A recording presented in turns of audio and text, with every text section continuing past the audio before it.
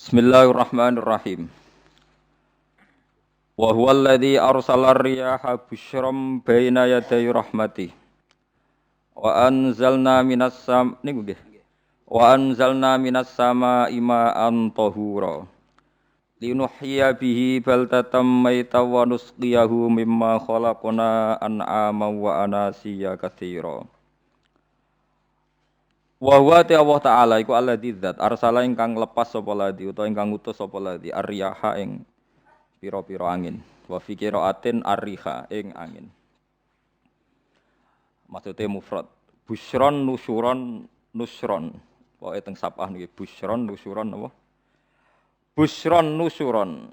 Hale ingkang nyebarno utawa hale ingkang dadi berita gembira bena di rahmati. Ana ing ngarepe sedurunge rahmate Allah. Mesti ana ing ngarepe sedurunge rahmate Allah. Maksude udan niku. Mutafarriqatan tegese den utus kelawan beda-beda. Kudamal matori ana ing sedurunge udan, ngarepe udan, mukadimah udan niku ana angin.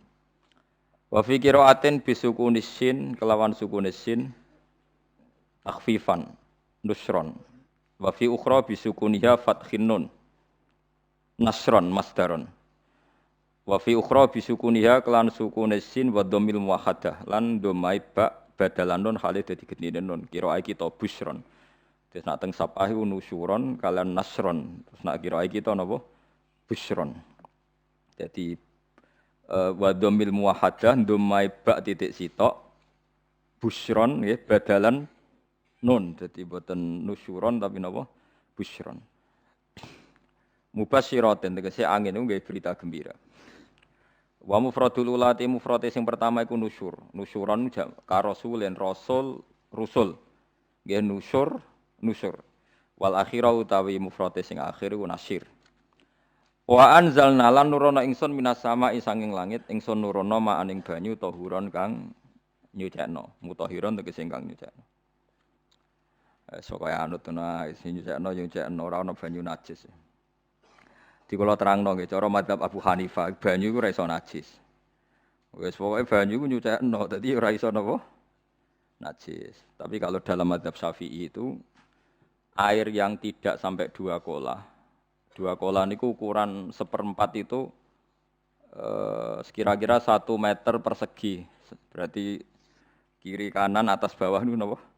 1 meter niku pun 2 napa? Kolah. Niku nak cara Imam Syafi'i, jika air sebelum 2 kula itu kena najis sedikit rubah atau tidak rubah najis, nggih. Tapi kalau terlalu banyak meskipun kena macam-macam tidak napa? Tidak najis.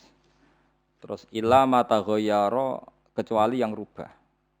Di misalnya ada limbah, ada kubangan besar gitu yang beribu-ribu liter tapi kok warnanya sudah warna coklat ya kayak tinja macam-macam itu dihukumi apa? Najis. Tapi wis macam-macam malah mazhab dalam air. Tapi saya pastikan itu mazhab ulama. Saya pastikan itu mazhab ulama. Kalau teks hadisnya begini nih. Monggo nak jenengan ape latihan ijtihad. Engko menyesatkan ya ora apa-apa, sementing ini latihan. Jadi di Madinah, ini hadis di Musnad Ahmad. Di Madinah itu ada sumur, bukan sungai loh. Saya ulang lagi sumur, bukan sungai. Kalau sungai itu konotasinya kan luas, panjang, mengalir. Ini sumur, bener-bener apa? Sumur. Sumur, ya gedene sumur enggak sepiro. Nabi itu wudu di situ, terus diingatkan ya Rasulullah itu sumur dulu zaman sebelum engkau datang, sebelum ada Islam di sini dipakai pembuangan jifah batang anjing dan nyuwun sewu kotoran orang haid. Ya kotoran orang haid. Terus saat itu Nabi ngendikan alma tahurun la yunajjisuhu syai'un. Kata Nabi yang namanya air itu menyucikan. Tidak pernah bisa kena najisnya. Alma tahurun la yunajjisuhu syai'un. Terus Nabi wudu. Ya sudah begitu. Ya sudah begitu sampai rasa bojiro-jiro. Alhamdulillah hadisnya ngono. Ya kan ya, paham kan ya? Mana nak sampean ditangkleti. Kulon sering ditanya sama orang-orang Jakarta, Gus, saya ini punya air langganan PDAM, itu dikelola dari sungai ini. Padahal sungai ini mulai tinja sampai sapi tank macam-macam ya ke situ semua, Gus. Terus gak baunya karena kaporit. Itu gimana itu, Gus? Suci ndak itu? Terus saya tanya, lah kamu pakai ndak? Ya sudah pakai, tapi tetap tanya hukumnya. Itu kan seperti yang di Jakarta itu kan misalnya yang diolah itu kan sungai macam-macam tuh. Lah itu yang limbah keluarga ya kalau untuk nyuci piring nggak apa-apa.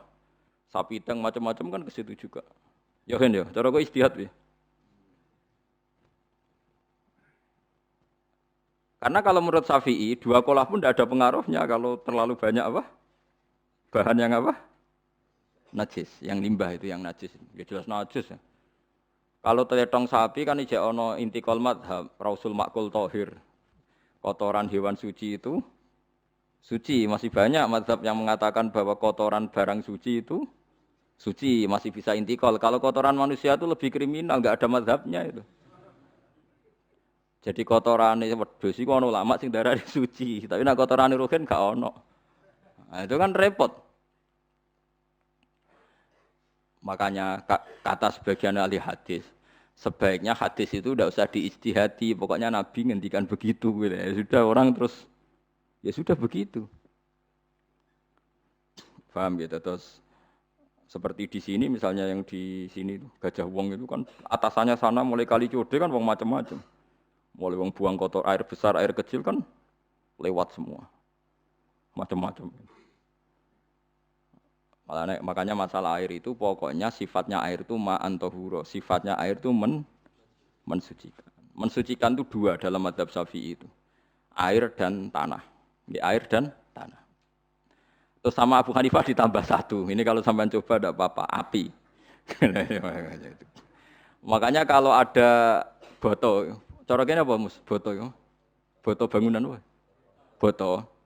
Itu kan kebanyakan kan kadang kan tipak buahan pletong itu kan ya. Terus dipakai boto. Campur-campur diulet-ulet. Terus jadi apa? Boto. Cara madzhab Syafi'i tetap najis dipakai masjid tidak bisa karena sebagian bahannya dari apa? Najis. Cara madzhab Hanafi suci karena sudah dibakar. Karena api itu termasuk alat mensucikan. Alasannya Imam Abu Hanifah orang yang fasik-fasik itu nanti disucikan pakai api neraka. Berarti api itu bagian dari alat mensucikan. Jadi misalnya Ruhin mau sholat dibakar sholat suci gitu. Karena api itu mensucikan. Buktinya orang-orang yang masuk neraka nanti sebelum masuk surga kan disucikan dengan api. Mana ada di neraka disucikan pakai air. Hanya kalau ada batu bata itu yang dipakai dari najis ya kemudian dibakar itu berarti cara mazhab Hanafi suci. Alhamdulillah tuh. Jadi kita bikin masjid nyaman karena bahannya dianggap apa? Suci. Lewat apa? Lewat apa? Api tadi dia dibakar. Tapi yang ngeri ya. Nggih. Ben sampean ngerti mazhab gitu. Terus saya memang tak niati setiap saya ngaji entah 1-2 tak sisipkan hukum fikih karena fikih ini yang kita alami keseharian. Nggih, fikih ini yang kita alami napa? Keseharian. Makanya saya minta teks hadis tadi jangan rubah. Pokoknya ada sumur. Sumur loh tidak sungai. Sumur itu kan airnya tenang, tidak ngalir. Nyatanya Rasulullah sudah dilapuri. Ini batang-batang anjing dan bekas orang-orang haid, kotoran haid itu dibuang di situ ya Rasulullah. Terus Nabi menjawab, alma utahurun la yunajjisuhu syai'un. Terus orang-orang Syafi'iyah mentahmilkan dalam bahasa ijtihad itu dianggap itu mungkin sumurnya terlalu besar dan airnya terlalu apa? Banyak sehingga kotoran-kotoran itu tidak merubah warna. Tapi kata yang lain-lain masa yang benar aja gitu, masa banyu diam dimasuki kotoran gitu tidak nopo rubah. Nah itu ya itulah istihad. Istihad itu ya. Istihad itu guyonannya kan gitu. Pendapat saya benar mungkin salah, pendapat Anda salah mungkin apa? Benar. Karena ya sama-sama mirip-mirip itu untuk menganalisis itu. Yang jelas Allah mensifati air itu ma'an tahura, bahwa air itu punya sifat dasar mensucikan. Wah nek cara kula niku asal tidak terlalu ketok najis ngoten niku. Kaya PDAM ngoten niku Gak ambu taek terus gak ambu apa nih suci wonten mawon. Takoki tapi kan asal usulnya di sana najis gini. Asal usul barang kok repot. Kalau sering dibantai tiang-tiang sing terlalu napa was-was. Tapi jelas Gus saya tahu sendiri. Sapi teng itu ngalir ke sungai gini-gini saya tahu sendiri. Tak jawab, saya juga tahu sendiri dari langit itu langsung air turun. Jadi artinya kalau dia melihat sisi najis ke sapi teng, kamu melihat sisi dari gunung Merapi, dari langit kan langsung turun. Jadi kalau eling najis ya, tak eling suci ini kan saya gitu. Dia ngilingi yang sisi najisnya dari apa? Limbah apa? Keluarga. Wa anzalna minas sama ima antahura. Air itu mensucikan. Nah, terus kedua masalah fikih yang saya jelaskan di sini, tahur itu sifat mubalaghah dalam madhab selain Syafi'i. Saya ulang lagi ya. Kula warai lughat. Kalau orang biasa terima kasih disebut syakir, disebut apa? Syakir. Kalau terlalu banyak terima kasih disebut apa? Syakur. Kalau kadang memaafkan disebut ghafir, orang yang memaafkan. Kalau sering memaafkan disebut ghafur. Jadi dalam disiplin lughat, kalau wazan fa'ul itu berarti menunjukkan terulang-ulang. Paham nggih, Pak? Apa? Terulang-ulang. Sehingga mazhab selain Syafi'i mengatakan air satu ciduk kan ya. Dipakai wudu, setelah itu mustakmalnya dipakai lagi boleh. Mustakmalnya dipakai lagi boleh. Alasannya fa'ul itu mubalaghah gitu loh. Jadi sesuatu yang terulang. Paham nggih? Saya ulang lagi ya.